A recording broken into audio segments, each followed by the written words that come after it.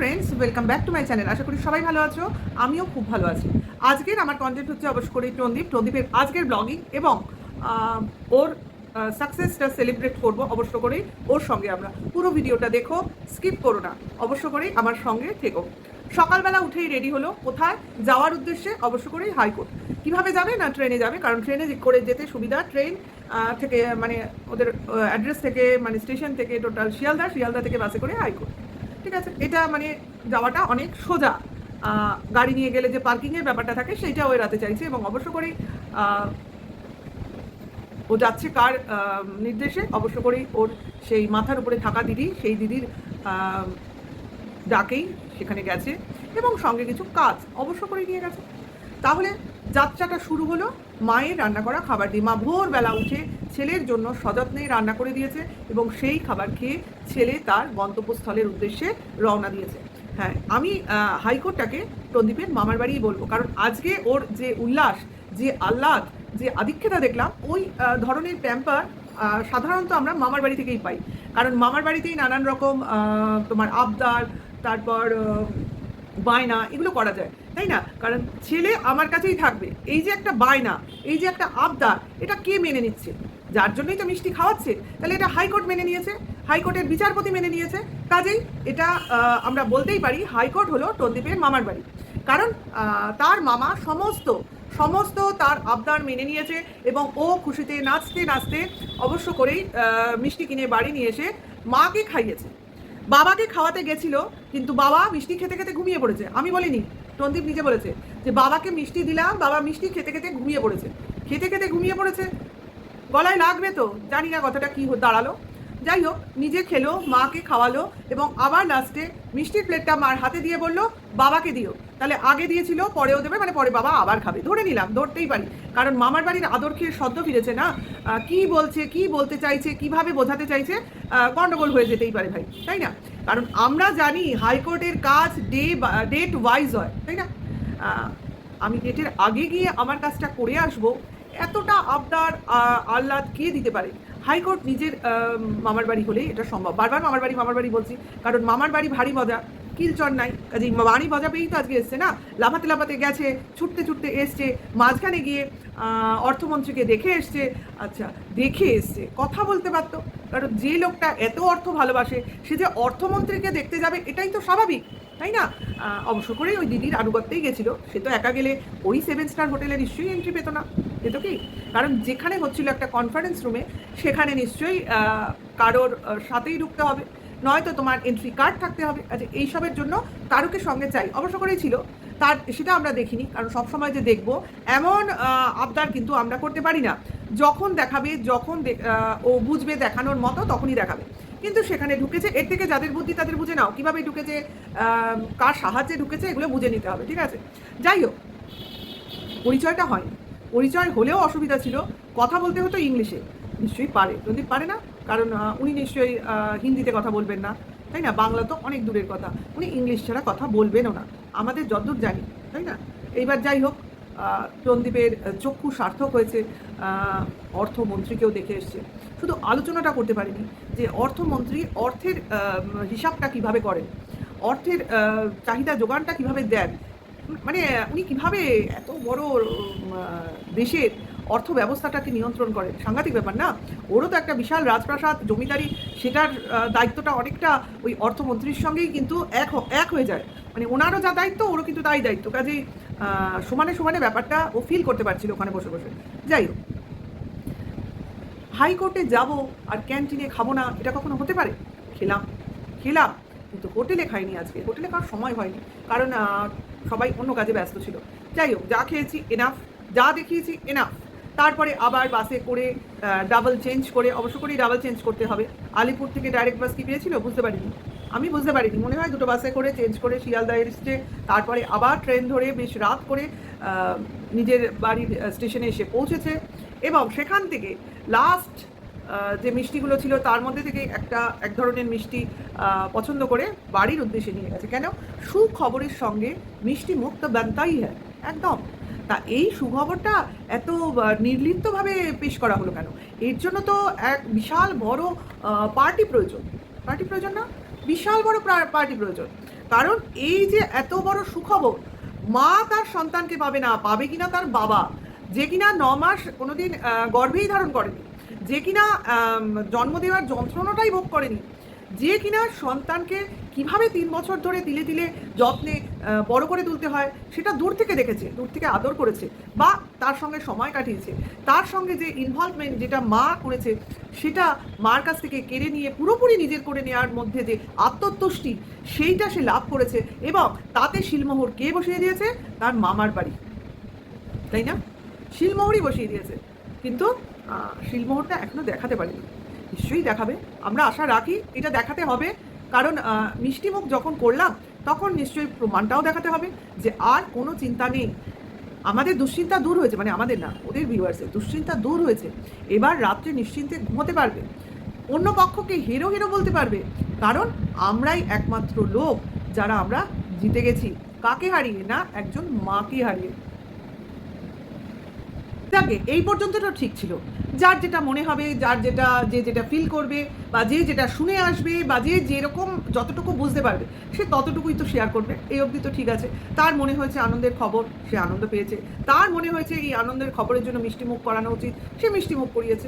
এই অবধি তো তার সব রকম স্বাধীনতাই আছে, এখানে আমাদের তো কিছু বলার নেই। কিন্তু ব্যাপার হলো এত বড় ব্লগার, এত তার হাত যশ, এত তার ফেস ভ্যালু, এত তার দিদিদের আশীর্বাদ মাথার উপর, শেষকালে কিনা এই কাজটি করতে হলো তাকে।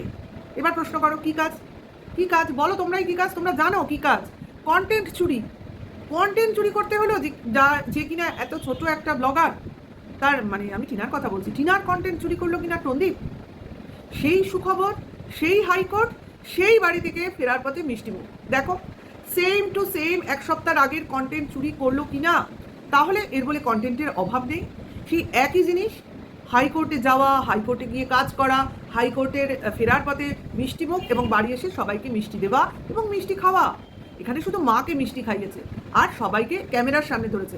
টিনা এটা করেনি, কারণ টিনা মনে করে ক্যামেরায় মিষ্টি খাওয়ানো থেকে সামনে ডেকে মিষ্টি খাওয়াবো, তাই না?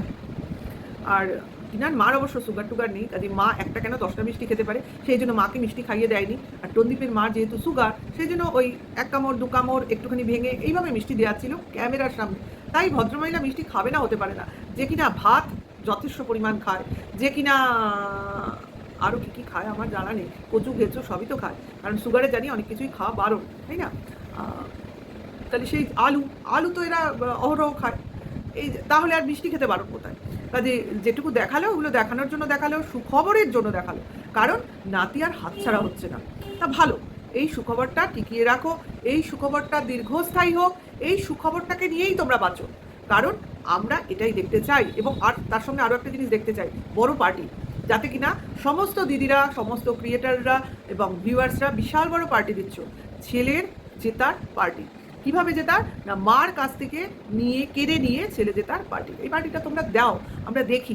আর সঙ্গে সঙ্গে এই ট্যাগটাও মাথায় লাগিয়ে নাও, আমি কন্টেন্ট চুরি করেছি, আমি বউ বেচেছি, আমি ছেলেকে বেচতেও ছাড়িনি, কারণ আমার সব জিনিসের ওপরই একটা লিগাল অধিকার আছে।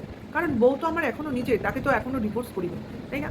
কাজে সেই ক্ষেত্রে ছেলেটাও আমার, তাহলে বউ আমার সঙ্গে থাকতে চায় না তাই দূরে রয়েছে, কাজে ছেলে আমার সঙ্গে তো থাকতে চায়, কাজে ছেলেকে আমি আমার কাছেই রাখবো, এটাই তো ব্যাপার, তাই না? তার সঙ্গে সঙ্গে এটাও বললো, আমরা এত সহজে ছেলেকে ছেড়ে দেব না।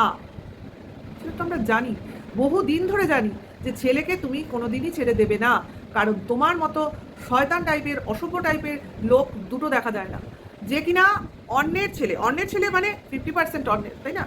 100% তো নিজের নয়। তাহলে সেই 50%কে অস্বীকার করে, সেই 50%-এর অবদানকে অস্বীকার করে, সেই 50%-এর অস্তিত্বকে অস্বীকার করে। তাহলে তবে টন্দীপ হাইকোর্টে যাওয়া মানে জেরক্স করে, আর জেরক্স করা মানেই কিছু জমা দেওয়া, আশা করি, তাই না? তাহলে যখন আজকে রায় বেরোলো মানে বিচারপতির, তার জন্যই তো এই সুখবর। তাহলে জেরক্স কী করতে হলো, মানে কোনটা জেরক্স করতে হলো?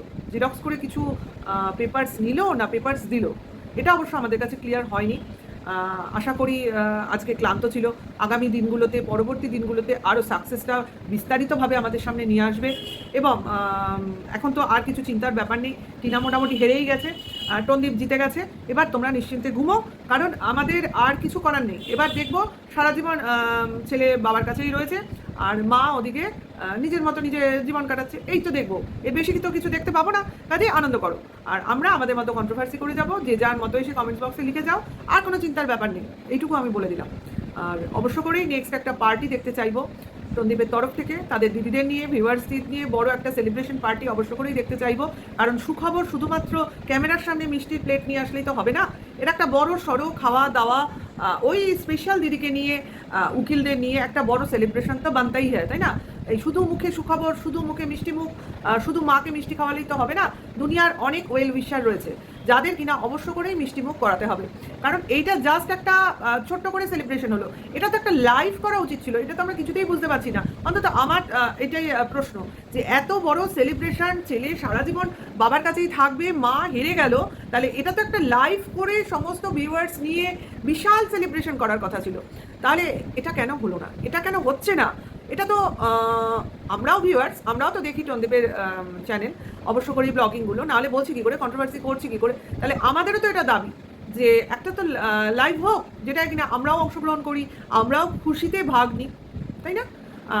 তাহলে এটাও একটা দাবি আমাদের তরফ থেকেও আমরা রাখলাম, যে টনদীপ একটা বিশাল সেলিব্রেশন করুক, যেখানে আমরাও পার্টিসিপেট করি ওর দিদিদের সঙ্গে, দিদিদের মতো করে, এবং জেতার খুশিটা ভাগ করে নিই, তাই না?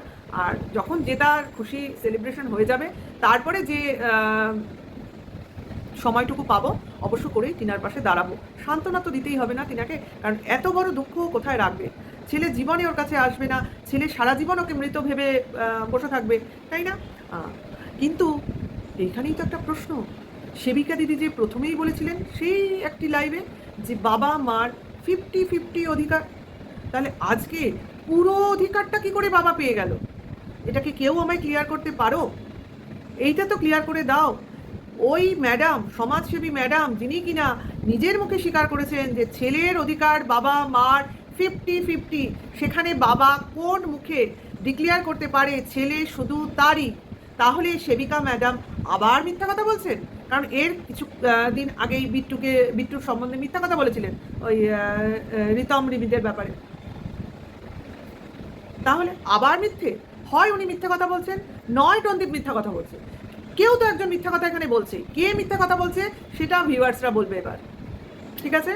কারণ এটা কিন্তু আমি কেন, প্রত্যেকে ওয়াইটির সেই লাইভে শুনেছে, ঠিক আছে? এখনও হয়তো সেই লাইভটা আছে, তাতে উনি কি বললেন না বললেন সেটা বড় কথা নয়, এটা আমরা সবাই জানি। তারপরেও টনদীপ সেলিব্রেশন করুক, ওর ইচ্ছা হয়েছে মিষ্টি খাওয়ার, মাকে মিষ্টি খাওয়াবার, মিষ্টির প্লেট দেখাবার, সেটা তো করতেই পারে, কারোর ইচ্ছেতে বাধা দিতে নেই। কারণ মামার বাড়ির ভালোবাসা পেয়ে এসছে বলে কথা, মামার বাড়ি ভারী মজা, ইল চন্নায় যাহা আবদার করা যায়, যাহাই আহ্লাদ করা যায়, সবই ওখান থেকেই পাওয়া যায়, তাই না? কাজেই হাইকোর্ট মামার বাড়ি বলে কথা, এটা তো সেলিব্রেশনেরই জিনিস। ছেলে নিজের কাছে থাক আর না থাক, হাইকোর্টের রিলেশনটা ভোলার জিনিস নয়, অবহেলা করারও জিনিস নয়। কাজেই টনদীপের সঙ্গে আমিও টনদীপের মিষ্টি মুখের অংশগ্রহণ করলাম, এবং অবশ্য করেই ওর খুশিতেও অংশগ্রহণ করলাম। এতে আমার ভিউয়ার্সরা যতই আমার উপর রাগ করো, কিচ্ছু করার নেই। কেন বলো তো? কারণ ওকে দুঃখ দিতে চাই না, কারণ দুঃখ পাওয়ার অনেক দিন পড়ে রয়েছে সামনে, এখন একটু আনন্দে থাকুক। আমার ভিডিওটা ভালো লাগলে লাইক কমেন্টস করো, আমার সঙ্গে থেকো, নেক্সট ভিডিও ওয়েট করো, এবং অবশ্য করে তোমরাও আনন্দে থাকো এবং টনদীপের মিষ্টিটা খাও, যেটা দিচ্ছে সেটা খাও, দেওয়া জিনিস ফেরত দিতে নেই। Ta-ta, by.